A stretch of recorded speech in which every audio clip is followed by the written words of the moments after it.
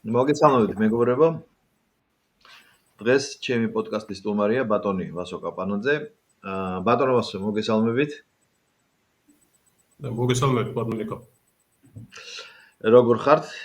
ვიცით რომ ეს ბოლო ვიზიტი გქონდათ აზერბაიჯანისში. ჩვენს კავკასიურ მეზობელთან, ჩვენ სტრატეგიულ მეზობელთან შეიძლება დავამატოთ ასე ითქვას და რა იყო, რა ფორუმი იყო ეს და ზოგადი ვითარება რას ეხებოდა, რა ურთიერთობა იყო და შემდეგ გავშალოთ, მაინტერესებს აზერბაიჯანი, რუსეთის დამოკიდებულება სამხრეთ კავკასიაში ზოგადად, ალბათ იქ სომხეთზეც იყო რაღაცა თემები. რა სიტყვით ამასთან დაკავშირებით, მით უმეტეს მზარდია რეგიონალური პოლიტიკის მიმართ ინფორმაციის მოთხოვნა ჩვენი აუდიტორიისა და ძალიან კარგი იქნება თუ თქვენ ამას ჩვენ გაგვაცნობთ. კი ბატონო, მივესალმები ჩვენს აუდიტორიას.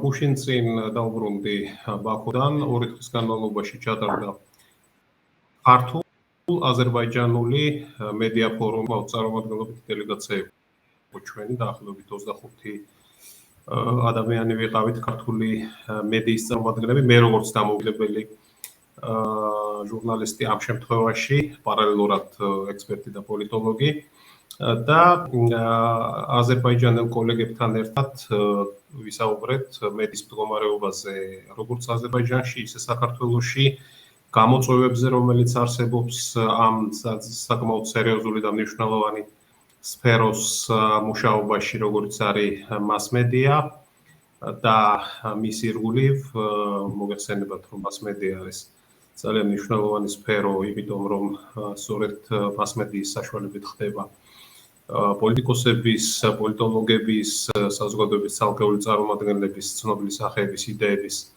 გაჟღერება და ის ძალიან სერიოზული პროცესები, რომელსაც საქმე აქვს ჩვენს რეგიონში, კერძოდ სამხრეთ კავკასიის ქვეყნებში, რა თქმა უნდა, მნიშვნელოვანია ამ ყველაფრის სწორად გაშუქება, სწორად მიწოდება ინფორმაციის, მით უმეტეს რომ პროცესები საკმაოდ რთულია ჩვენს რეგიონში, საქართველოში, ასევე აზერბაიჯანშიც არ არის მარტივი სიტუაცია. თქვენ მოგეხსენებათ ალბათ და ჩვენს მაყურებლებსაც მოეხსენება, რომ დაახლოებით 1 კვირის წინ გავრცელდა ინფორმაცია, რომ აზერბაიჯანში დააკავეს წამყვანი 2 პოლიტიკური ოპოზიციური პარტიის მწვანელი, მათ ბრალი ედებოდათ სახელმწიფო გადატრიალებაში, თუმცა ეს ამაზე ჩვენ არ გვისაუბრია, ეს არ უნდა ჩვენი საუბრის თემა, მაგრამ ამ კონტექსტში მაშინ, როდესაც ასევე საქართველოს ხით, რომ საჭიროა ჩვენს ხელისუფლების წვა უნდა ხდებოდეს მხოლოდ არჩევნების გზით. კონტექსტში, რა თქმა უნდა, ჩვენ საერთო გამოწვევები გვაქვს, როგორც აზერბაიჯანს, ისე საქართველოს და რა თქმა უნდა, საერთო გამოწვევები გვაქვს მედიის მუშაობის კუთხით. საუბარი იყო fake news-ების გავრცელების პრობლემაზე, არასწორი, ხარისხიანი, ანუ უხარ ინფორმაციის გავრცელების პრობლემაზეც, ხელოვნური ინტელექტის თემასაც შეეხო რამდენიმე გამომცვლელი, როგორც ადგილობრივი, ისე ჩვენი წარმომადგენლები. მე მომხსენებელი არ ყოფილვარ, მაგრამ რამდენიმე ინტერვიუ მივეცი ფორუმის, მედია ფორუმის დასრულების შემდეგ აზერბაიჯანულ მედიას. ძალიან კარგად გამოვიდა ჩვენი წარმომადგენელი, როგორც მედიის სფეროში საქმიანობს, ისე პოლიტოლოგიის სფეროშიც, ეს არის ბატონი ივანე შაიშმელაშვილი, ძალიან კარგად დაშალა მან თემები, ნებისმიერ იმას, რომელიც მისი სამართლით დასმული უპასუხა საფუძვლიანად. საკმაოდ დიდი იყო ინტერესი და ეს გამოიხატა ივანეს მიმართ და ზოგადადაც დასმული კითხვებშიც, რომელიც აი BBC-ს მიერ მომზადდა მასალას საქართველოში ვითომ და ქიმიური გამოყენების შესახებ და აქ ჩვენმა წარმომადგენლებმა, როგორც ივანე შაიშმელაშვილმა, ისე სხვაებმა გასცეს საკმაოდ სერიოზული და საფუძვლიანი ამომწურავი პასუხი, რომ ეს არ შეესაბამება სიმართლეს და ჩვენ გავცემთ სათანადო პასუხს BBC-ს მას მისი მუშაობით დონალდ ტრამპიც იყო თავის დროზე უკმაყოფილო და ბუნებრივია ჩვენც მოგვიწევს როგორც სახელმწიფოს სასამართლო ინსტანციებში დავა BBC-ს წინააღმდეგ. საკმაოდ კარგი სულისკვეთებას უფევდა მედია ფორუმზე ჩვენ გამოვკვეთეთ მართლაც ის საერთო პრობლემები, რომლებიც გვაქვს როგორც ორ სახელმწიფოს, როგორც ორ მედია სისტემას, როგორც აზერბაიჯანულს, ისე ქართულს და აი ამ სულისკვეთებით იყო მუშაობა საკმაოდ მეგობრულ ატმოსფეროში და შესაბამისად ჩვენ დავჭირთ მადლობელნი ორგანიზატორების, აზერბაიჯანული მხარის და აზერბაიჯანის საელჩოსი საქართველოში. უფრო ფართო კონტექსტში ალბათ ნიკა ჩვენ შეგვიძლია გადავიდეთ ამ თემაზე. რეგიონალური პრობლემების ჭრილში განვიხილოთ აზერბაიჯანის მისწრაფებები, საგარეო და საშინაო პოლიტიკის პრიორიტეტები და გავავლოთ პარალელი ალბათ ჩვენი ქვეყნის საგარეო პოლიტიკურ და საშინაო პოლიტიკურ ტენდენციებთან, ხო? აუცილებლად. კიდე დამატებით კითხვებიც იქ. არა, ზუსტად ეს იყო ჩემი შემდეგი შეკითხვა ფაქტობრივად და თქვენ უკვე კარგი იქნება უკვე თუ ამ თემას კარგად სრულად განმარტავთ. კი ბატონო. ჩვენ ვხედავთ, რომ აზერბაიჯანი საკმაოდ წარმატებულ სახელმწიფოდ ჩამოყალიბდა ბოლო წლების განმავლობაში ჩვენს რეგიონში.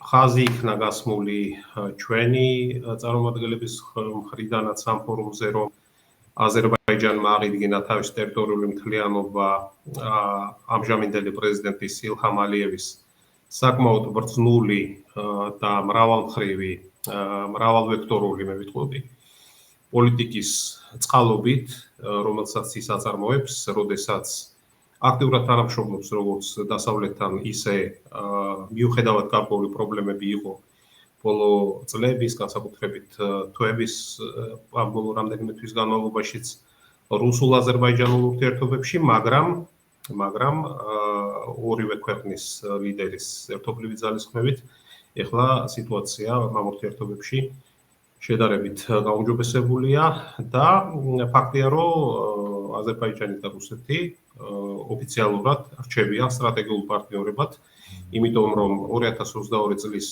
თებერვალში სპეციალური სამხედრო ოპერაციის რუსეთისა უკრაინაში დაწყებამდე 2 დღით ადრე მოსკოვში გაფორმებული სტრატეგიული თანამშრომლობის შესახებ ხელშეკრულება აზერბაიჯანისა და რუსეთის ლიდერებს შორის არავის არ გააუქმებია, ის ზალაშია და ის მუშაობს. მიუხედავად იმისა, რომ იყო იქ გახსოვთ თვითმფრინავის ჩამოვარდნის ინციდენტი, უბრალოდ ინციდენტსაც ვერ დავარქვათ, კატასტროფა და ტრაგედია იყო აზერბაიჯანული ეროვნების მქონე ადამიანების დაპატიმრება და ერთი მათგანი გარდაიცვალა კიდეც ამ სპეცოპერაციის დროს ჩელიაბინსკში იყო თუ არ ვცდები რუსეთის ერთ-ერთ ქალაქში ეს ფაქტი და აქედან გამომდინარე გამოწვეული სირთულეები, მაგრამ ჩვენ უნდა გვახსოვდეს, რომ ილჰამ ალიევი საკმაოდ სერიოზული ლიდერია თავისი ქვეყნის და ის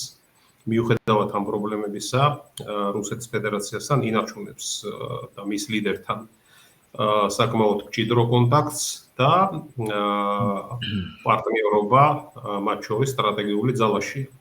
ჩვენ ეს ყველაფერი უნდა გავითვალისწინოთ, როდესაც ურთიერთობთ ჩვენს მეზობელ აზერბაიჯანთან და აი ეს მრავალვექტორული პოლიტიკა, რომელსაც ატარებს ილჰამ ალიევი, ეს არის კარგად გასაზრდებელი ჩვენს მიერ, იმიტომ რომ აზერბაიჯანი დღესდღეობით არანაირ ევროკავშირში და არ მიისწრაფვის და ნატოზე ხო საუბარი არასოდეს მას ისიც ყოფნის, რომ თურქეთი ყავს გვერდით მხარდამჭერი და ნებისმიერ მომენტში რომ გვერდით დაუდგება, იმიტომ რომ ესენი მას მაყურებებს, რომ და მსმენელებს, რომ ერთი ერი ორი სახელმწიფოს პრინციპით თანაცხოვრობენ თურქეთი და აზერბაიჯანი და ესეც ჩვენ ძალიან კარგად უნდა გავიაზროთ.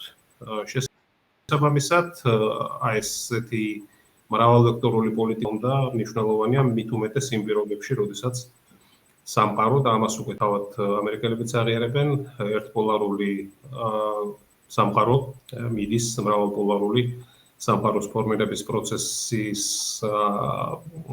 ძირითად ფაზაში შესვლისკენ და ამას ხელს უწყობს, რა თქმა უნდა, ისეთი ორგანიზაციების კიდევ უფრო გააქტიურება და გამრავალფეროვნება თავისი წევრებისა და თავისი მასშტაბების და არეალის მიხედვით, შესაბამისად, როგორიცაა BRICS-ი, SHOS-ი, ასე რომ ჩვენ ალბათ ჩვენს პოლიტიკოსებს, ჩვენს პოლიტოლოგებს, ადამიანებს, რომლებიც დაკავებულნი არიან ჩვენი ქვეყნის საშინაო და საგარეო პოლიტიკის პრიორიტეტების ჩამოყალიბების პროცესში აქვთ გარკვეული წვლილი. ეს ყველაფერი უნდა გავითვალისწინოთ და აი ასე მასშტაბურად უნდა მიუდგეთ აი ამ სიტუაციას, როდესაც ჩვენი მეზობელი აზერბაიჯანი აღწევს საკმაოდ დიდ წარმატებებს და იყო კიდეც სამ მედია ფორუმზე საუბარი იმაზე ჩვენი ჟურნალისტების მხრიდან, რომ აი ჩვენ ამ კუთხით, რა თქმა უნდა, მაგალითი უნდა ავიღოთ აზერბაიჯანისგან და იმედი გამოითქვა, რომ ჩვენც აღვადგენთ ჩვენს ტერიტორიულ მთლიანობას. ეს იქნება საკმაოდ რთული და უფრო რთული, ვიდრე ეს ანალოგიური პრობლემა გადაწყვიტა აზერბაიჯანმა, იმიტომ რომ იქ მისთვის დაბრკოლება იყო მხოლოდ სომხეთის სახელმწიფო, ჩვენთან დაბრკოლება არის უზარმაზარი რუსეთის ფედერაცია, ხომ? მით უმეტეს ჩვენ გაცილებით სერიოზულად უნდა მიუდგეთ ამ საკითხს და კარგად გავიაზროთ ის პროცესები, რაცაც ადგილი აქვს როგორც სოფლიო პოლიტიკაში, ისე ჩვენს რეგიონში. ვასო, საერთოდ მე ვერ წარმომიდგენია, როცა აზერბაიჯანში ან მედია სფეროში ან პოლიტიკურ ველზე ზოგადი პოლიტიკა განიხილება, იქ რო კონტექსტში არ იყოს ნახსენები სომხეთი. ეხლა ბოლო რეალიებიდან, რასაც ჩვენ თვალყურს ვადევნებთ, თითქოს სომხეთსა და აზერბაიჯანს შორის, ესე ვთქვათ, სამშვიდობო პაქტისკენ მიდის საქმე. რამდენად ეს რეალურია? თუ ეს მოჩვენებათია და ჯერ კიდე იქ ბევრი რამ არის გადასაწყვეტი, იმიტომ რომ ამ ორ სახელმწიფოს შორის სამშვიდობო ხელშეკრულება დაიდოს. თუ ეს პრობლემები არის დარჩენილია, თუ შეგვიძლია ვთქვათ, აი რა სახის პრობლემებია? ეს პროცესი ლოგიკურად წინ მიიწევს, ნელა, მაგრამ მაინც, იმიტომ რომ სომხეთის დღევანდელი ლიდერი ნიკოლ პაშინიანი აღიარებს აზერბაიჯანის ტერიტორიულ მთლიანობას ყარაბაღის ჩათვლით და ეს რა თქმა უნდა არის ძალიან სერიოზული ფაქტორი იმ კუთხით, რომ სამშვიდობო ხელშეკრულების დადებისკენ მიდის ეს ორი სახელმწიფო. ამიტომ აზერბაიჯანში ამას უყურებენ საკმაოდ ოპტიმისტურად და ბევრი რამე დამოკიდებული იქნება იმაზე, თუ როგორი იქნება შიდა პოლიტიკური ვითარება სომხეთში. ხომ არ შეიცვლება ის და შეინარჩუნებს თუ არა პაშინიანი ძალაუფლებას საკუთარ სამშობლოში, ჯერჯერობით ამ მხრივ არანაირი გამოწვევა რაღაც სერიოზული არ ჩანს, მიუხედავად იმისა, რომ ის საკმაოდ სერიოზულად არის დაპირისპირებული სომხურ ეკლესიასთან, მაგრამ ყოველ შემთხვევაში ჯერჯერობით ამ მხრივ რაღაც სერიოზული ექსცესები ამ ბოლო კვირაების განმავლობაში არ ყოფილა. ამიტომ ვფიქრობ, რომ ზანგეზურის კორიდორის პრობლემაც და უკვე სხვა პრობლემებიც, რა თქმა უნდა, ეს უკვე უფრო ადვილად გადაჭრადია, ვიდრე ეს იყო უშუალოდ მთიანი ყარაბაღის პრობლემა. ამიტომ პერსპექტივა ამ ურთიერთობებს აქვს, მით უმეტეს რომ ჩვენ გვახსოვს, რომ როგორც სომხეთის და აზერბაიჯანის ლიდერები ერთად იყვნენ დონალდ ტრამპთან შეხვედრაზე. ეს ჩვენ ვიკითხოთ, რომ ჩვენ არ გვხვდება ტრამპი, თორე ყოფილი საბჭოთა რესპუბლიკების პრაქტიკულად ყველა ლიდერი ეწვია მას, ხო? ჩვენ გვახსოვს ყაზახეთის პრეზიდენტის ტოკაევის ესეთი მგზნებარე გამოსვლა და ქება ინგლისურად ტრამპის მისამართით. აქედან გამომდინარე პერსპექტივა სომხური აზერბაიჯანული ურთიერთობების შემდგომ განვითარებას და ნორმალიზებას ნამდვილად გააჩნია. ძალიან კარგი და ჩვენ ესე ნელ-ნელა მივუახლოვდით საქართველოს. სწორედ ახსენეთ ჩვენი და კოლექტიური დასავლეთის კერძოდ ამერიკის შეერთებულ შტატებთან ურთიერთობა. ერთი შეხედვით ჩვენ ბატონო ვასო იქ ახალი ელჩი ყავს ქალბატონი ტალიაშვილი. თითქოს უნდა ყოფილიყო ერთგვარი გადატვირთვა ჩვენ ქვეყნებს შორის, მაგრამ ესე გარეგნულად არ ჩანს. რასაც ყოფს ეს ჩვენ შიდა პოლიტიკურ ვითარებაზეა დამოკიდებული თუ ჯერ კიდევ საგარეო ტრეკზე ბევრი დამაბრკოლებელი რამ არის. თქვენ როგორც ექსპერტი გამოცდილი რა კუთხით ხედავთ პრობლემებს? სად გვაქვს სისუსტეები? პირდაპირ ვთქვათ. კი. აი ამ კითხვას რო უპასუხოთ, მე ამ კითხვასთან დაკავშირებით პასუხისგაცემის კონტექსტში მახსენდება 2-3 დღის წინ ცნობილი ამერიკელი პოლიტოლოგის ჯეფრი საქსის მიერ ერთ-ერთ მედია საშუალებასთან YouTube-ზე დევსვათ შორის ეს ინტერვიუ მიცემული ინტერვიუს მსვლელობისას მან განაცხადა ძალიან საინტერესო ფრაზა თქვა, რომ არის ერთი რამ, რაც ამერიკის შეერთებულ შტატებს და დიდ ბრიტანეთს არ უყვართ და რასაც არ აღიარებენ. ესაა ნეიტრალიტეტი. ესე თქვა ჯეფრი საქსმა. დღესდღეობით მიუხედავად იმისა, რომ ჩვენ ოფიციალურად გაცხადებული გვაქვს კონსტიტუციაშიც გვიწერია ნატოში და ევროკავშირში წევრობა, ხო სწრაფვა აქეთკენ. მიუხედავად ამისა, ჩვენ არსით დღესდღეობით ისეთ სიტუაციაში ვართ, რომ ფაქტობრივად ვართ ნეიტრალიტეტის მდგომარეობაში ჩვენი ქვეყანა. ეს არ არის ოფიციალურად გამოცხადებული კურსი.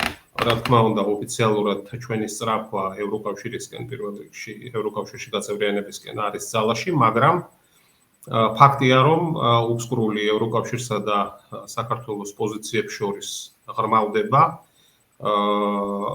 ამას აქვს თავისი ობიექტური მიზეზები და ამ შემთხვევაში მე ვეთანხმები ჩვენი ხელისუფლების პოზიციას, რომ ეს არის ბრჭყალებში დამსახურება ევროკავშირის და არა ჩვენი ხელისუფლების მიერ ევროკავშირში გაწევრიანებაზე უარის თქმის შედეგია ეს, არ არის ამის შედეგი, ეს არის ევროკავშირის დამსახურება, რადგანაც მას არ უნდა თავის რიგებში იხილოს სუვერენული სახელმწიფო საქართველოს სახით, არამედ უნდა იხილოს ისეთი სახელმწიფო, რომელიც შეასრულებს ევროკავშირის ლიდერების მითითებებს, გახსნის მეორე ფრონტს რუსეთის წინააღმდეგ დაუპირისპირდება რუსეთს, დაუწესებს სანქციებს და ასე შემდეგ. ხოლო ეს ისტორია ცნობილია, რომ იყო ასეთი მოთხოვნები და ამაზე ალბათ დრო აღარ უნდა დავკარგოთ. შესაბამისად და ერთ-ერთი ბოლო გადაწყვეტილება ევროკავშირის რომ უნდა დაეთანხმონ სახელმწიფოები ერთსქესიან ქორწინებას, ამას ჩვენ ალბათ ხვალერო შევქმნიან, რომ ამაზე დათანხმდითო და მიგიღებთო ალბათ მაინც უარს ვიტყვით, შესაბამის, იმიტომ რომ ეს ეწინააღმდეგება ჩვენს ფასეულობებს, ჩვენს ტრადიციებს, შესაბამისად უბსკრული ღრმავდება ჩვენ შორის და ამიტომ ჩვენ შეგვიძლია ვთქვათ, რომ ჩვენ ახლა პრაქტიკულად ნეიტრალური ქვეყანა ვართ, რომელიც არც პრორუსულია, არც პროდასავლურია, ესე ცალსახად გამოკვეთილი და როგორც ჩანს ეს არ მოწონთ ჯეფრი საქსის განცხადებას თუ გავითვალისწინებთ, მართლაც არც ამერიკის შეერთებულ შტატებში და არც დიდ ბრიტანეთში. ამიტომაა დიდი ბრიტანეთის მხრიდან სანქციების დაწესების ცდილობა და ეს პროცესი როგორც ჩანს გაგრძელდება და ამერიკის შეერთებული შტატები ვნახოთ რამდენამდე შეიკავებს თავს ჩვენ ხელისუფლებასთან პირდაპირ დიალოგისგან. გასაგებია. ბატონო ვასო, ეხლა რაც არ უნდა ჩვენ სახელმწიფომ ვეცადოთ, როგორც რამდენიმე წუთის წინ თქვი, საგარეო ტრეკზე სიტუაციის დაალაგება, ამის განმაპირობებელი არის ქვეყანაში შიდა სტაბილურობა. თქვენ რაც ხედავთ საკმარის ნაბიჯებად მიიჩნევთ თუ არა, მოდი ესე ჩამოვაყალიბოთ კითხვა. საკმარისი ეს ყველაფერი, რასაც საქართველოს ხელისუფლება აკეთებს, დაუშვათ იგივე რუსეთთან ურთიერთობის დასალაგებლად. ამერიკასთან ჩვენ მცდელობა გვაქვს დასავლეთ ევროპასთან, ზოგადად კოლექტიურ ევროპასთან, აი ხა თქვენ ახსენეთ და სადღაც ხო უნდა ასე ვთქვათ გავარღვიოთ ეს დახურული წრე, მოჯადოებული წრე, ნებისმიერი ეპითეტი შეგვიძლია შევავსოთ ვითარება. იმიტომ ერთია რომ ჩვენ სამხრეთ აღმოსავლეთით თითქოს გზა გვეხსნება, რაც თქვენ ახსენეთ, იგივე შოსი, იგივე ბრიქსი და ასე შემდეგ, მაგრამ იქაც არა ვარ ჩვენ მოცირებული წევრები. არც დასავლეთზე არ აქვს აქტივობა, რუსეთთან საერთოდ დიპლომატიური ურთიერთობა არ აქვს და რამ სამშვიდობო მოლაპარაკებაზე შეიძლება იყოს საუბარი ან საერთოდ რა ტერიტორიულ მოწყობაზე საქართველოსი, როცა არ გვაქვს არანაირი ურთიერთობა, ხო? პირად კონტაქტებს არ შევხვდით. პირად კონტაქტებით ვიცით, რომ პოლიტიკა არ ლაგდება. აი, რას ფიქრობთ თქვენ ამასთან დაკავშირებით? ეს ძალიან ესეთი მასშტაბური და რთული შეკითხვა, მაგრამ ძალიან მნიშვნელოვანი კარგი. ამ კითხვას გაჩნია რამდენიმე განზომილება. საერთოდ ის სიტუაცია, რომელიც არის ჩვენთან შექმნილი, ესეთი სიტუაცია მსგავსი მე არ მაგონდება, იმიტომ რომ პოლარიზაციის ხარისხი ჩვენ საზოგადოებაში ყოველ დღე იზრდება, რასაც ვაკვირდები. ხა ერთ გუშინ წინ ჩემთვის საპატივსაცემო და უმრავლესობას ამ ექსპერტებისგან თქვენს იცნობთ პირადად და გადაცემაში წვლიათ ისინი შეიკრიბნენ ერთ-ერთ ჩვენ საერთო მეგობართან სტუმრად. დაიდო შესაბამისი ამის ამსახველი ფოტო Facebook-ზე. მე გავაკეთე ელემენტარული წარწერა, რომ აი კარგი ხალხი შეიკრიბა მეთქი და მიუხედავად იმისა, რომ ეს არის ეს იყო სტატუსზე მიწერილი, რომელიც ეკუთვნის ჩვენს თანამოაზრეს, ჩემს თანამოაზრეს. ამ ჩემს კომენტარზე იყო 13 რეაქცია, საიდანაც 8 არის უარყოფითი და 5 არის მხოლოდ მოწონება.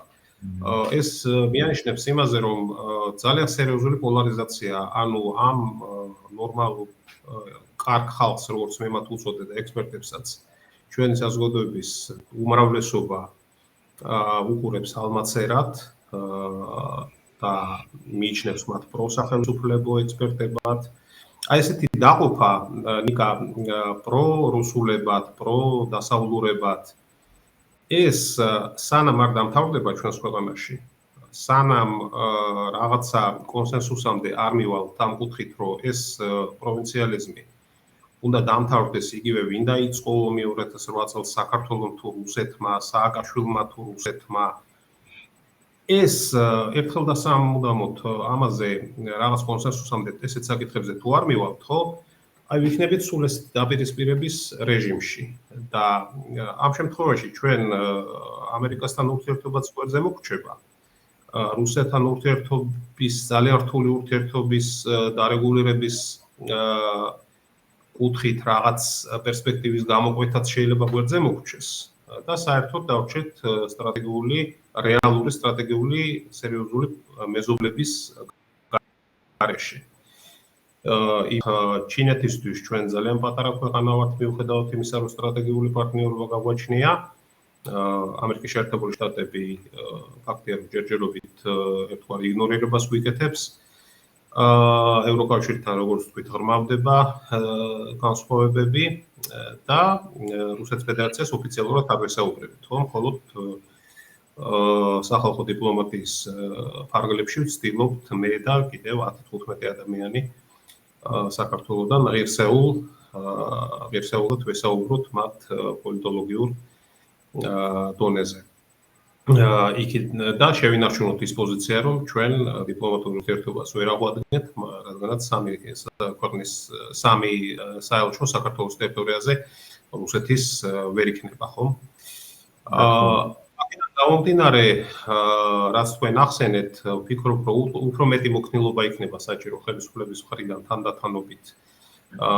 პარალელურად იმ პროცესისა, როდესაც ჩვენ ახლა ახლოს ხანში ვიქნებით დაკავებული და ველოდებით საკონსტიტუციო ვერდიქტს იმასთან დაკავშირებით, რომ ნატურალური მოძრაობა და ზოგიერთი ძალის საქმიანობა პოლიტიკური საქართველოში აიკრძალოს, მაგრამ ამის პარალელურად საჭირო იქნება, რა თქმა უნდა, უფრო მეტი მოქნილობა.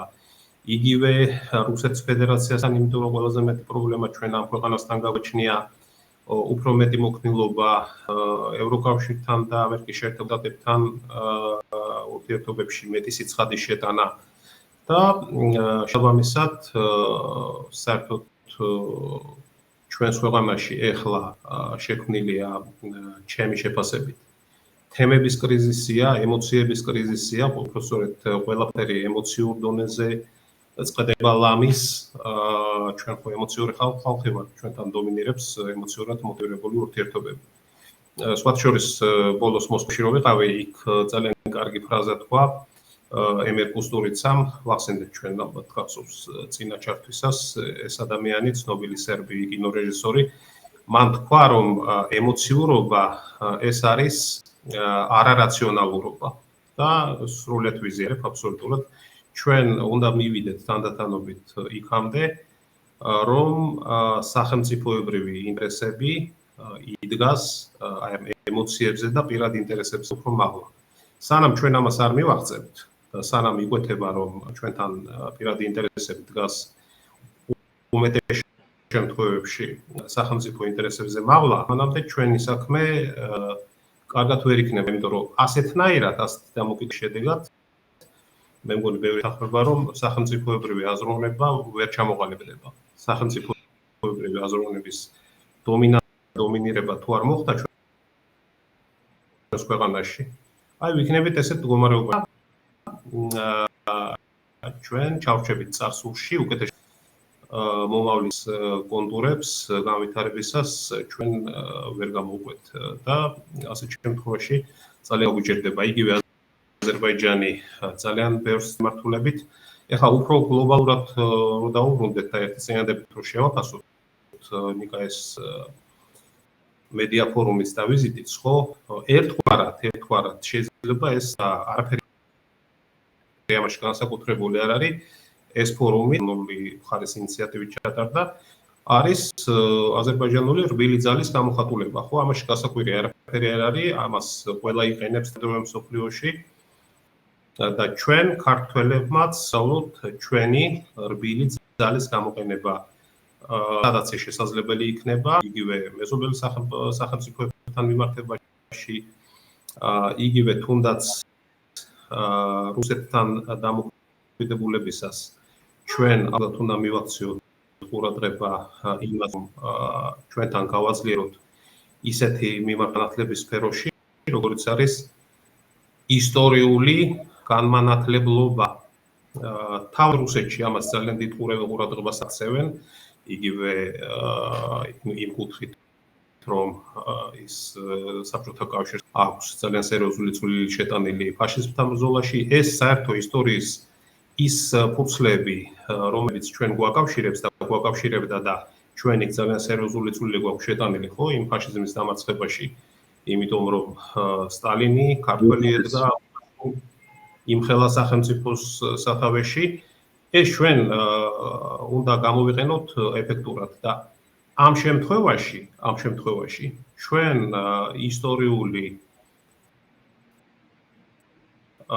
ისტორიის ობიექტები სუბიექტურობა უნდა დავიბრუნოთ ჩვენი ისტორიული სუბიექტურობა და არ უნდა ვიყოთ ისტორიული ობიექტების როლში, რომელშიც ჩვენ დღეს ვართ. აი ამ კუთხით იქნება საჭირო ასევე იმ განათლების რეფორმის რეალიზება, რომელზეც ამ ბოლო თვეების განმავლობაში ბევრს საუბრობს ჩვენ პრემიერ-მინისტრი და ჩვენი საზოგადოებაც აქტიურად იხილავს ამ რეფორმის მნიშვნელობას და აუცილებლობას და ეს რეფორმა მართლაც ძალიან მნიშვნელოვანი ახლოვესი წლების განმავლობაში რომ ჩვენი ახალგაზრდობა ეზიაროს რეალური განათლება მიიღოს სრულფასოვანი ხარისხიანი და კონდეს მას მასშტაბური აზროვნების საშუალება და არა ისეთი, როგორცაც ახლა ჩვენ ვხედავთ, რომ ჩვენი ახალგაზრდობის საკმაოდ დიდი ნაწილი და არა მხოლოდ ახალგაზრდობაზეა საუბარი, არის პრაქტიკულად ფრაგმენტული, დანაწევრებული აზროვნების მიმდევარი და შესაბამისად იქცევიან ისინი კიდეც. ამიტომ ჩვენ მათ უნდა შევეცადოთ, რომ მივაწოდოთ საკმაოდ სიღრმისეული და საკმაოდ ხარისხიანი განათლება იმ ბოლოდროინდელი ტენდენციების გათვალისწინებით, რომელსაც ადგილი აქვს მსოფლიოს წამყვანი ქვეყნების საზოგადოებრივ პოლიტიკურ ცხოვრებაში და ეს რა თქმა უნდა აისახება ჩვენს რეგიონში არსებულ საზოგადოებრივ პოლიტიკურ ცხოვრებაზეც. აი მსოფლიო პოლიტიკა ახსენეთ ვასო და ეხლა ისეთი ცვლილებები მიდის, განსაკუთრებით ბოლო 2 დღის განმავლობაში ხარ ჩვენი საუბრის ჩაწერის პარალელურად ერთგვარი გარდატეხა იგრძნობა მსოფლიო ტრეკზე. ნიუსები ვრცელდება როგორც რუსულენოვან მედიაში, ასევე დასავლურ გლობალურ მედიაში, რომ ამერიკელებმა გააკეთეს ესეთი არჩევანი. რუსებთან ჯობია დაალაგება და მშვიდობიანი კონსტრუქციული საუბარი და ვინც ამ ტრეკზე ვერ ხვდება, ვერც ევროპა და განსაკუთრებით ის ამჟამად გაჭირებაში მყოფი უკრაინა თავის ხელისუფლებიანა, ისინი დარჩებიან თამაშგარეთ. და უცნაური ის არის, რომ თავად ევროპელები ამ ყველაფერს უგულვებელყოფენ. აი დღესაც შეხვედრები მიდის სამი ლიდერის წამყვანი ქვეყნის ლიდერის შემადგენლობით, გულისხმობ მერცი, სტარმერი და მაკრონი და თითქოს ამ ყველაფერს იგნორს უკეთებენ. ასევე უკრაინის ხელისუფლება. რას ფიქრობთ, ვასო, სადამდე შეიძლება მივიდეს ეს ყველაფერი? ხო შეიძლება რომ მართლა ამერიკელებმა უბრალოდ რუსეთ-უკრაინის ომის ტრეკი დატოვონ. და მე რეალობის ქვეშ დავდგებით საქართველოს, იმიტომ რომ ჩვენ კონტექსტში განვიხილებით ალბათ უკრაინასთან ერთად. რა მოყვება ამ ყველაფერს? ხო. ჩვენ რაც შეგვეხება, ჯერ მოდი იმ ნაწილს შევეხოთ. ჩვენ აი ამ ყველაფერ იმ ფონზე, რასაც ახლა ისაუბრეთ, ჩვენ მე მგონი გადაჭარბებული არ იქნება თუ ვიტყვით, რომ ერთგვარი სტრატეგიული გაურკვევლობის პირობებში ვიმყოფებით. იქიდან გამომდინარე, რაზეც თქვენ ისაუბრეთ, რაზეც მანამდე მე ვისაუბრე. და ალბათ ეს გაურკვევლობა ჩვენ უნდა დავამთავროთ, იმიტომ რომ თუ ჩვენ არ ჩამოყალიბდებით მართლა და უფრო აქტიურს არ გავხდით ქმედით ჩვენ პოლიტიკას, თუნდაც რუსეთის ფედერაციასთან იმ სფეროებში დიალოგის კუთხით, რაც შეიძლება ნაკლებად ეხებოდეს პოლიტიკას კულტურის სფეროში, სპორტის სფეროში, ეს უნდა იყოს გამიჯნური პოლიტიკისგან. აი ეს ისტორიული საერთო წარსული, რაც გვაკავშირებს, სადაც ჩვენი როლიც ჩვენ ვისაუბრეთ, რომ უზარმაზარია. აი ამის მნიშვნელობას ჩვენ თუ არ გავზრდით და ამ საკითხებზე საერთო ენას, საუბარს და დიალოგს არ დავიწყებთ რუსეთთან და ეს გახდება შემდეგ გარკვეული საფუძველი იმისა, რომ უკვე უფრო სერიოზულ და ჩვენს პრობლემებზე ვესაუბროთ რუსებს.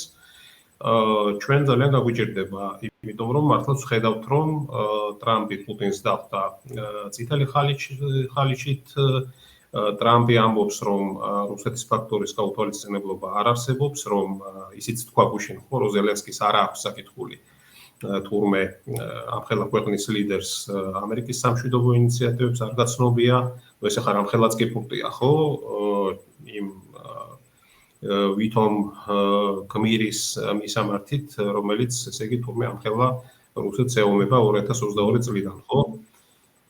აქედან გამომდინარე, ეს ყველაფერი გასათვალისწინებელია და თუ კი მერცი და საფრანგეთის ამჟამინდელი ლიდერი მაკრონი და იგივე დიდი ბრიტანეთის ლიდერი ამას არ გაითვალისწინებენ ამ ყველაფერს, მართლაც მათ შეიძლება მოუწიოთ რაღაც ფორმით თუ არა, პირდაპირ თუ არა რაღაც ფორმით რუსეთის ფედერაციასთან დაპირისპირება.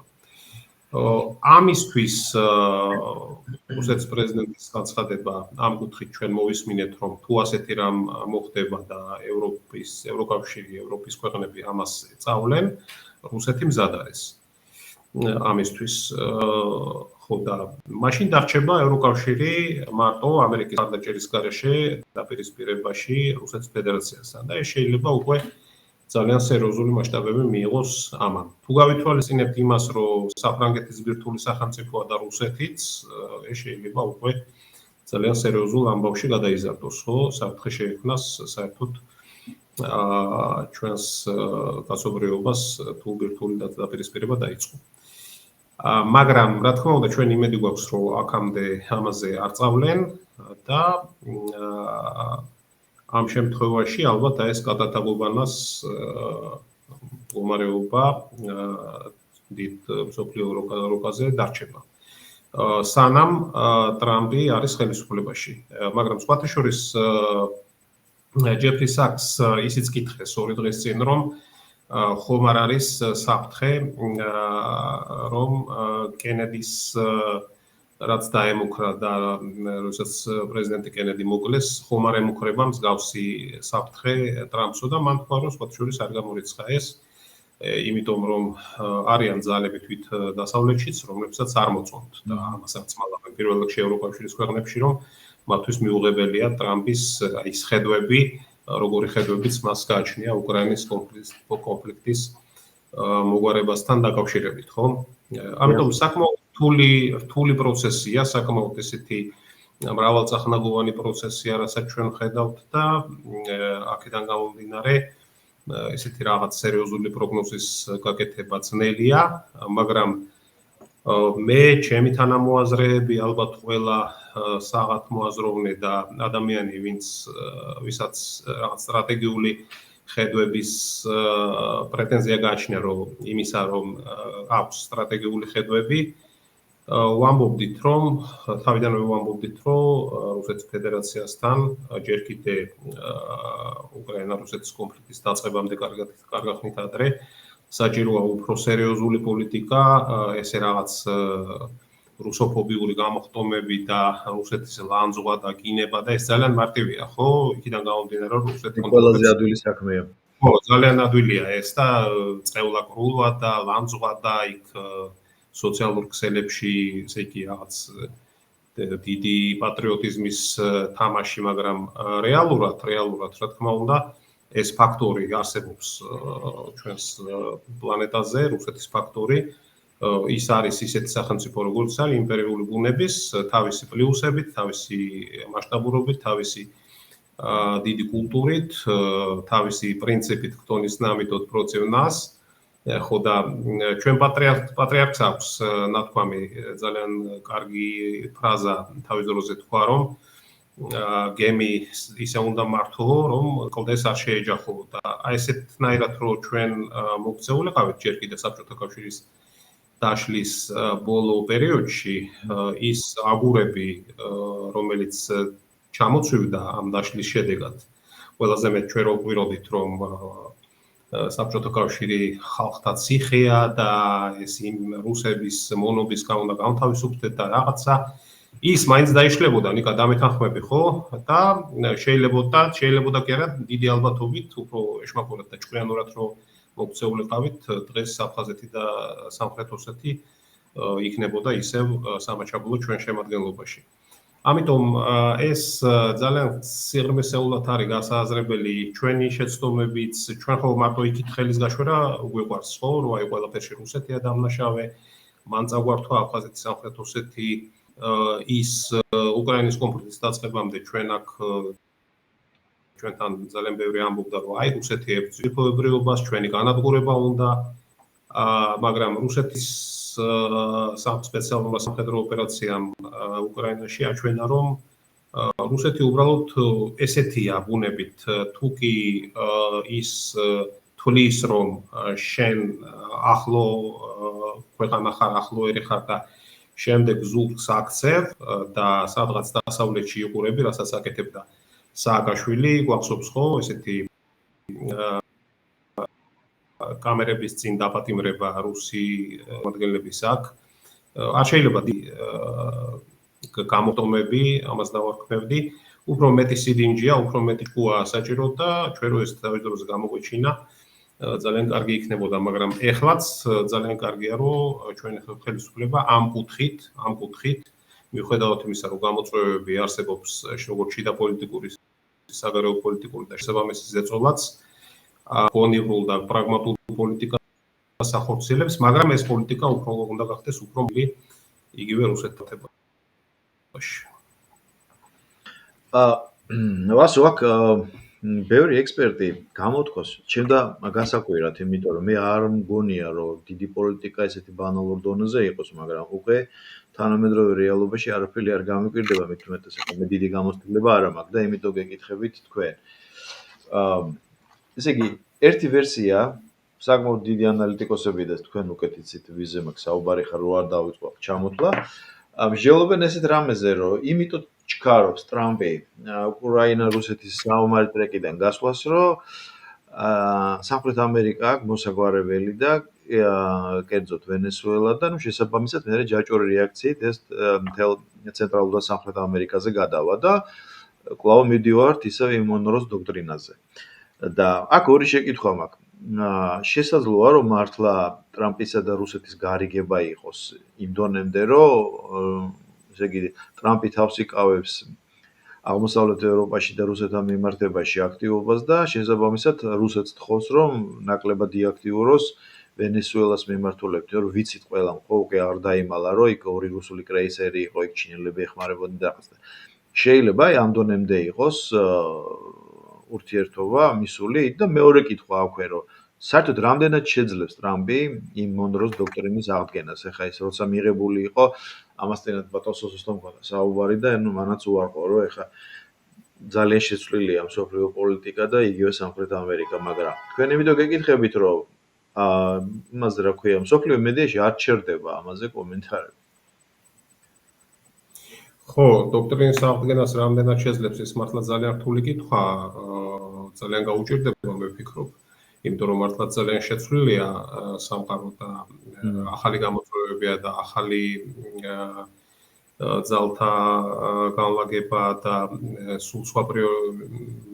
სულ სხვა განვითარების სცენარები და საკმაოდ რაც იკვეთება იმ იქით კიდევ ბევრი გაურკვევლობაც არაპროგნოზირებადი სამყაროა და რაც შეეხება პირველ კითხვას. კი, ნამდვილად შანსის დაშვება, იმიტომ რომ უკრაინის კონფლიქტი რუსეთისთვის ჩვენ ყველას კარგად მოგვეცენება რომ აღმოჩნდა გაცილებით რთულად მოსაგვარებელი, ვიდრე მათ თავიდან წარმოედგინათ და თვითონაც აღიარებენ მას და ხა მას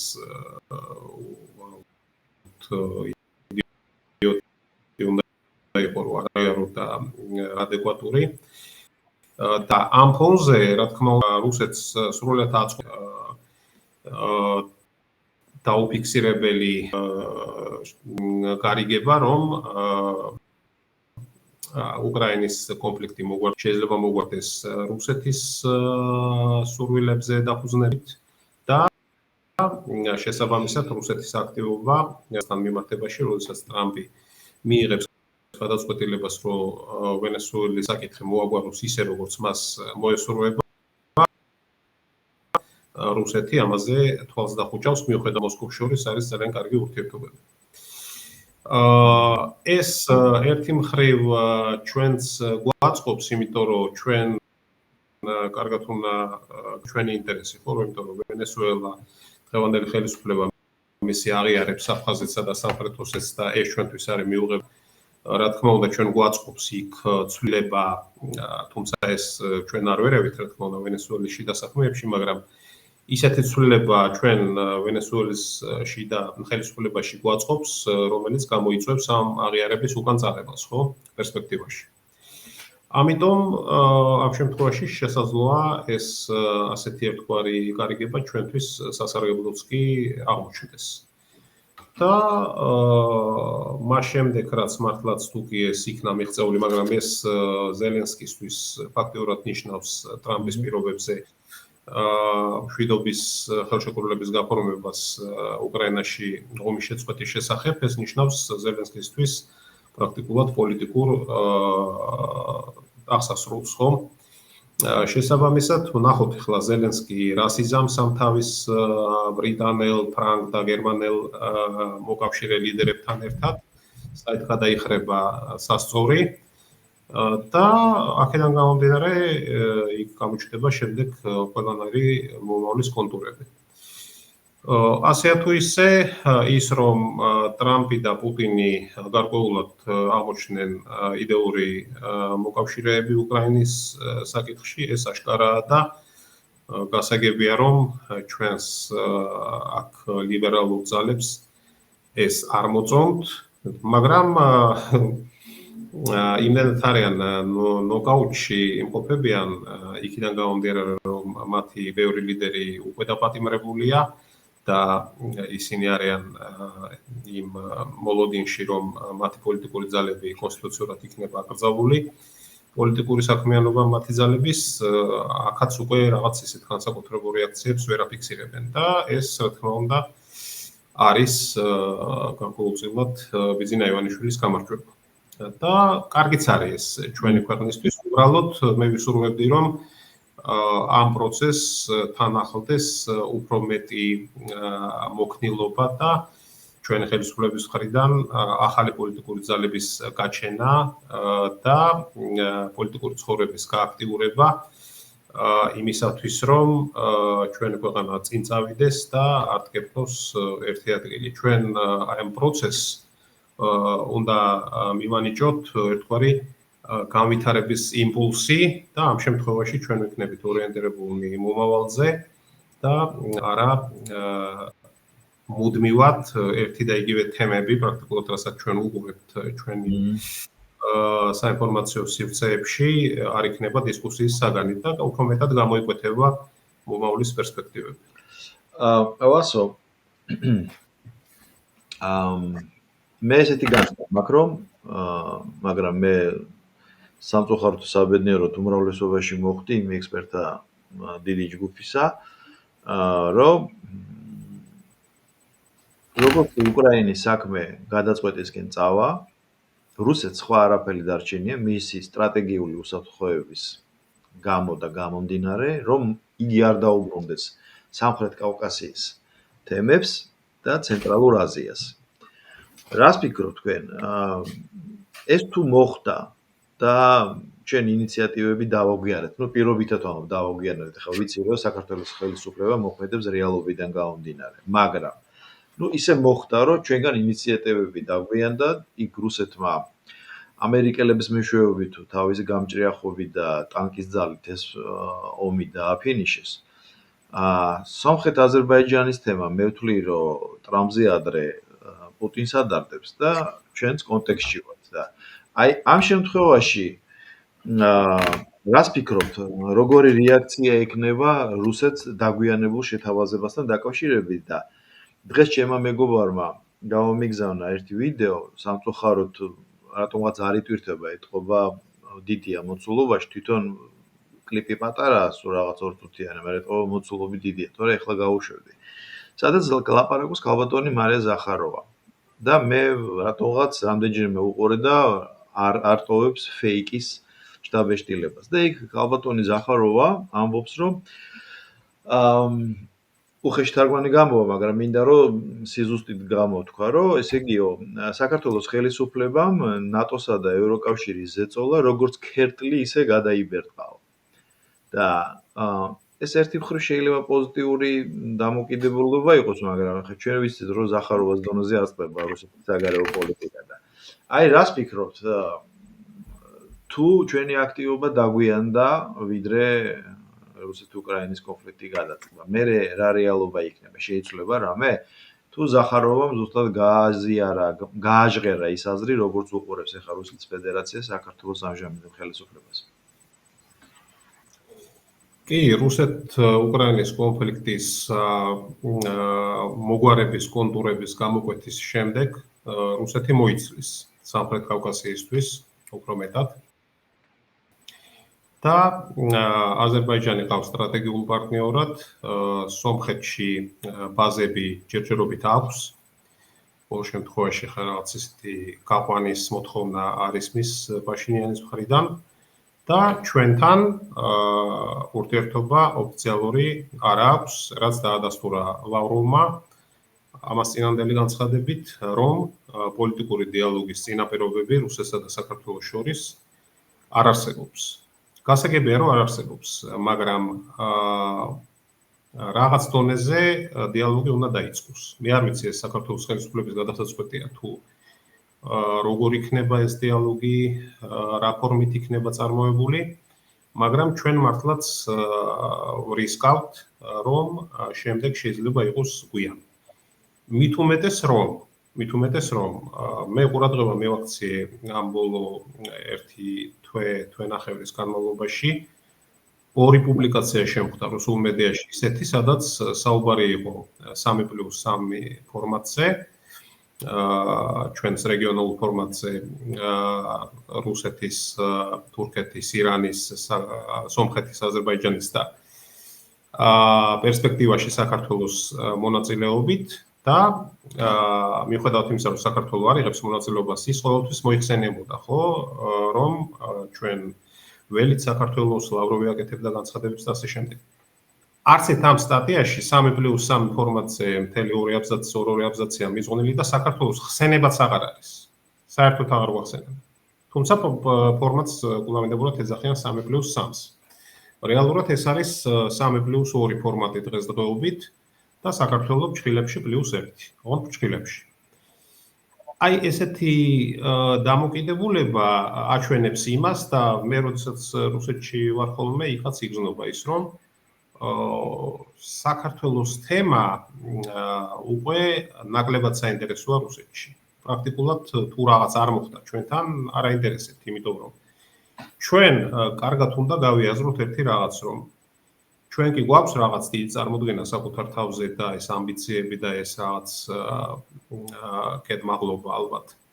ხო, მაგრამ ჩვენნაირი თუნდაც მეზობელი, თუნდაც მომლაპარაკე თუ არც თუ ისე მომლაპარაკე, რუსეთის ფედერაციას ყავს ძალიან ბევრი, ისევე როგორც ჩინეთსაც, იმიტომ რომ პატარა ქვეყანა ვართ და თუ ჩვენ არ დაველაპარაკება და ჩვენც არ დაველაპარაკებთ, სულად შეიძლება მივავიწყდეთ, ხო?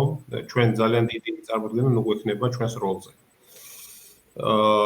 მითხრომები გვაქვს რუსეთის ფედერაციასთან. ამიტომ ვამბობთ ჩვენ ჭიროა უფრო მეტი მოქნილობა რუსეთთან მიმართებაში, რაღაც ჯგუფების ჩამოყალიბება, რაღაც სტრუქტურების შექმნა.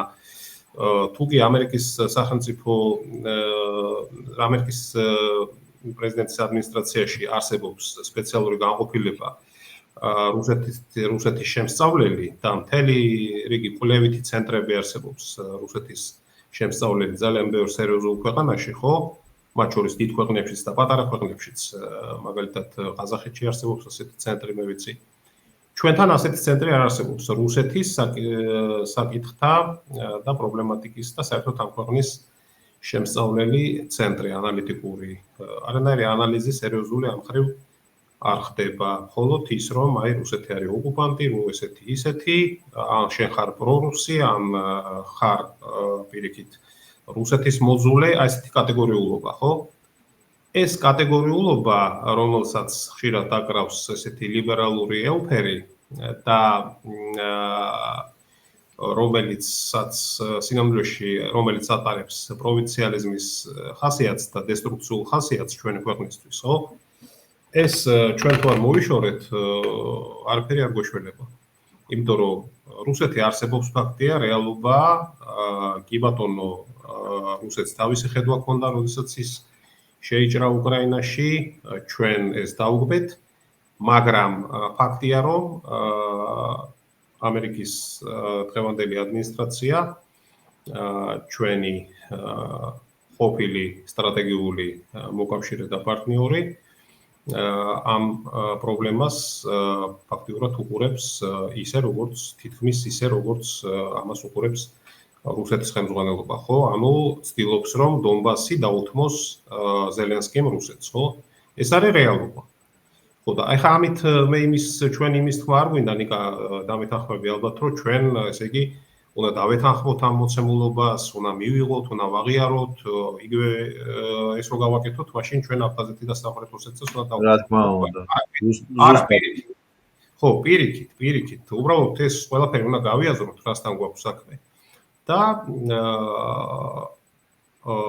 გავიაზროთ, რომ ძალიან სერიოზული პრობლემის წინაშე ვართ, მაგრამ აი ეს რაც გვაკავშირებდა რუსეთთან, რაც გვაქვს საერთო, რაც შეიძლება რომ შევაქოთ რა საკითხებშიც რუსეთი ძალიან სერიოზული ღრმა და მდიდარი კულტურის მქონე ქვეყანა, ის რაც გვაკავშირებდა ადრე კულტურა, რაც შეიძლება დღესაც გვაკავშირებდეს ადამიანური ურთიერთობები, საერთო ისტორიული წარსული და ეს ყველაფერი უნდა გამოვიყენოთ ჩვენს სასარგებლოდ და ხა როდესაც ადამიანთან გაქვს ურთიერთობა, იგივე ადამიანურ ურთიერთობებში ეს ხდება, ხო, რომ როდესაც ურთიერთობა გიფუჭდება, მერე თუ კი ეს ურთიერთობა აღდგა, მერე მეგობრული ურთიერთობებიდან გამომდინარე უკვე ბევრი პრობლემის ან ნაწილის მაინც მოგვარება შეიძლება რაღაც ურთიერთკომპრომისების საფუძველზე, ხო?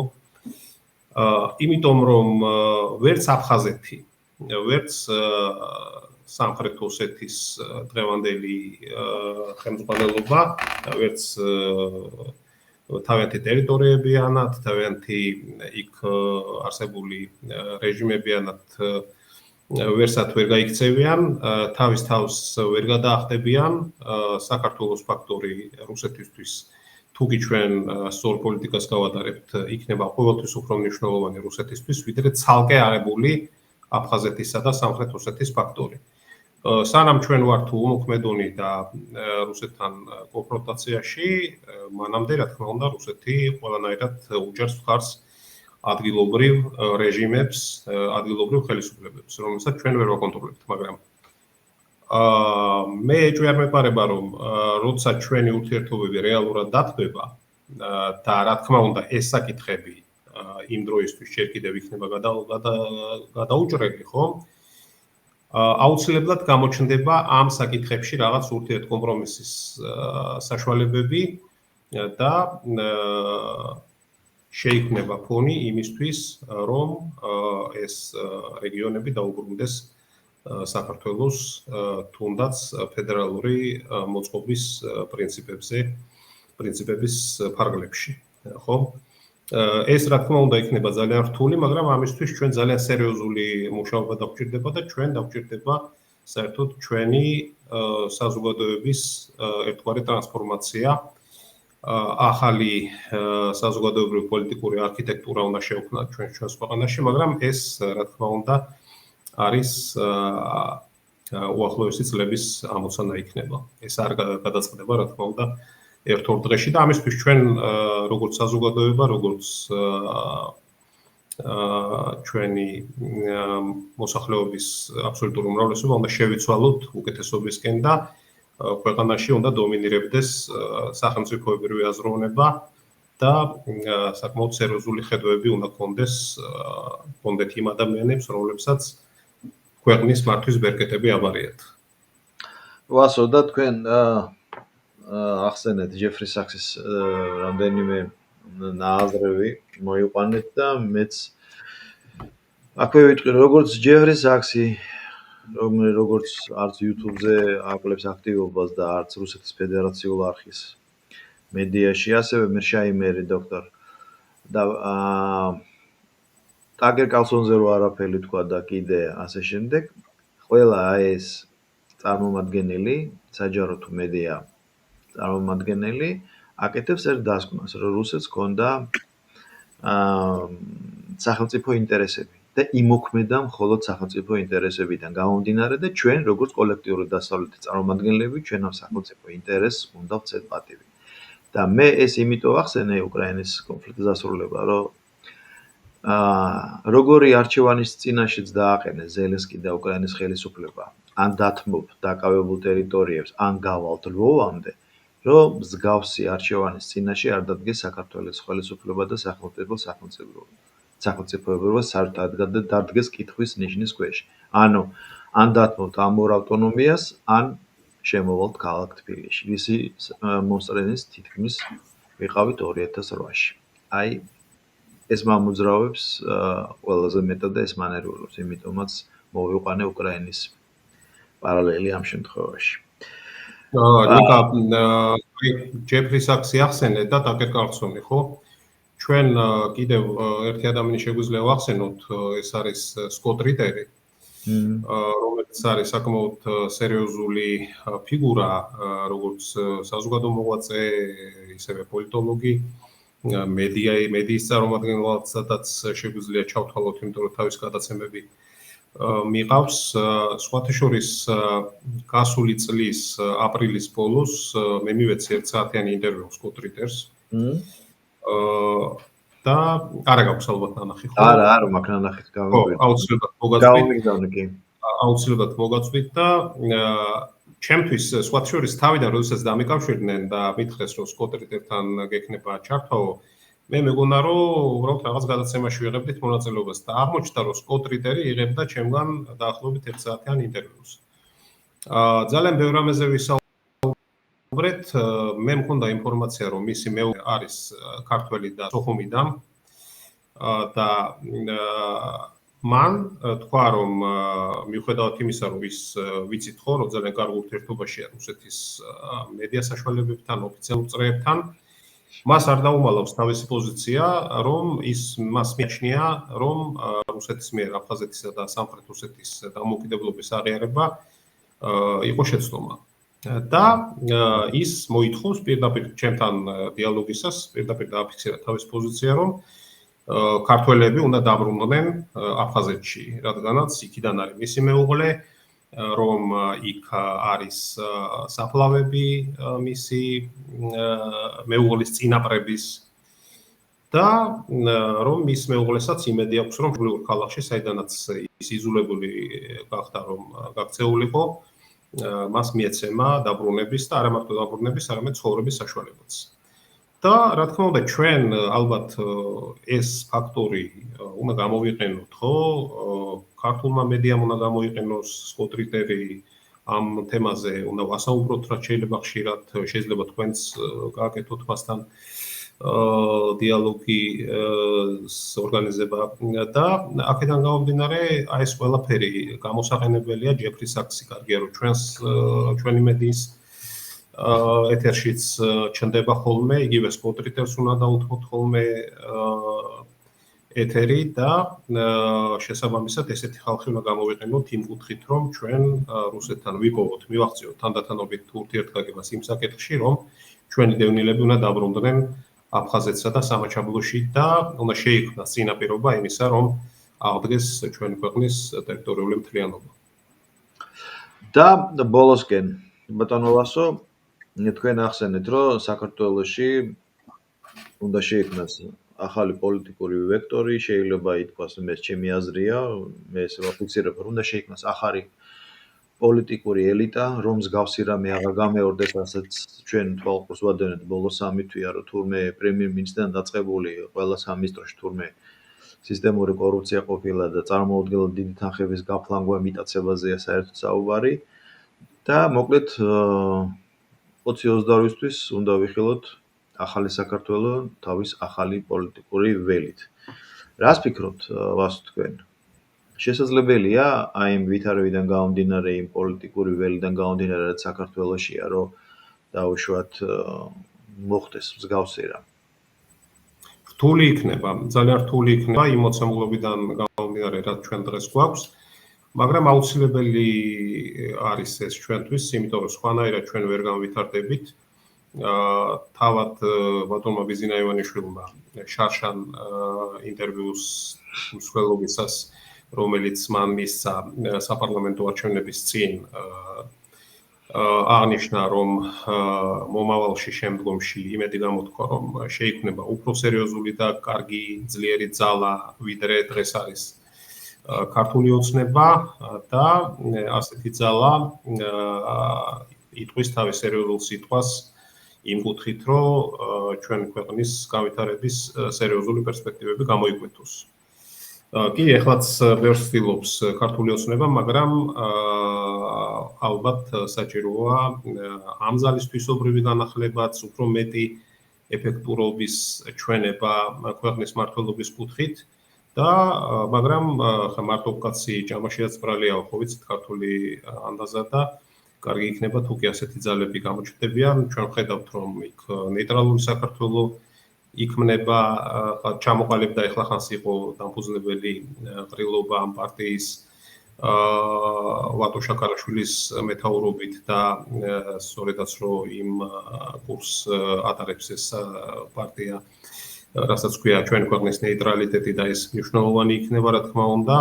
თუმცა ამ პარტიასაც გაძლიერება დაჭირდება, საჭიროა კიდევ ალბათ სხვა ძლიერი პოლიტიკური ძალების შექმნა და ასეთ შემთხვევაში აზრთა ჭიდილში, ჯანსაღი მოსაზრებების ჭიდილში იკვეთება ხო ჭეშმარიტება.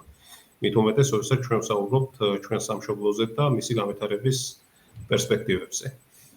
ამიტომ მე ვფიქრობ, რომ ამ პროცესს გარკვეული ხელშეწყობაც უნდა ჰქონდეს ხელისუფლების მხრიდან, იმიტომ რომ ეხლა ელემენტარული რაღაცაა, ხო, მე მგონი თვითონ ქართულ ოცნებაშიც ძალიან კარგად ესმით და დამეთანხმები ალბათ ნიკა, რომ რაც არ უნდა უფრო მეტად ეფექტურებიც რო იყვნენ, ვიდრე დღეს არიან ქართული ოცნების წარმომადგენლები, ეს ერთი და იგივე სახეები. მით უმეტეს თქვენ ახსენეთ ეხლა და ძალიან კარგადაც რომ თუნდაც ქართული ოცნების მმართველობის პერიოდში ძალიან ბევრ კორუფციულ შემთხვევასთან როგორც აღმოჩნდა ქონდა საქმე და ალბათ კიდევ ამოტივდება ასეთი საქმეები. ყოფილი პრემიერ-მინისტრის კორუფციონერობაზე იყო საუბარი ღიად და აშკარად და მანაც თავად აღიარა ეს. შესაბამისად, საზოგადოებას ეს ერთი და იგივე სახეები 8, 12 და უფრო მეტი წლის განმავლობაში იბეზრდება, ხო? ეს ელემენტარული რაღაცაა და ელიტებს ჭირდება ცვლა. ოღონდ ეს ცვლა უნდა იყოს ჯანსაღი პროცესი და ამან კი არ უნდა დააზიანოს ქვეყნის ინტერესები, არამედ პირიქით სწორედაც რომ ქვეყნის ინტერესებზე უნდა იყოს მორგებული. ძალიან კარგი ბატონო ვასო, დიდი მადლობა ამ ინტერვიუსთვის. თუ რამის დამატება გნებავთ, გისმენთ, თუ არა და დაგემშვიდობებით. არა, ალბათ ყველაფერი ვთქვით და შემდეგისთვის გადავდოთ დანარჩენი. დიდი მადლობა ბატონო ვასო, დიდი მადლობა პატივცემულო მაყურებლებო.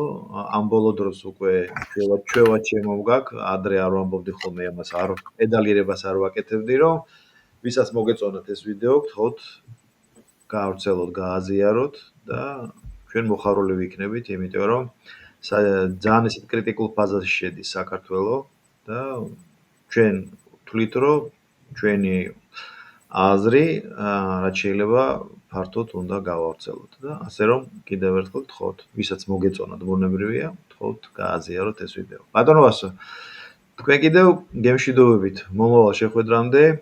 დეკემბრის თვე ალბათ ცოტა პასიური იქნება, მაგრამ სიახლეებს რა დალევს, მით უმეტეს შესაძლოა როგორც თქვით, უკრაინა-რუსეთის კონფლიქტის დარეგულირების მიმართულებით რაღაც უკვე კონკრეტული ნაბიჯები გადაიდგას და მოკლედ ნახატლებს შევხვდებით და კიდევ ბევრ რამეზე ვისაუბრებთ, რაც საჭიროა იქნება. ასე რომ გემშვიდობებით. მადლობა კიდევ ერთხელ ინტერვიუსთვის.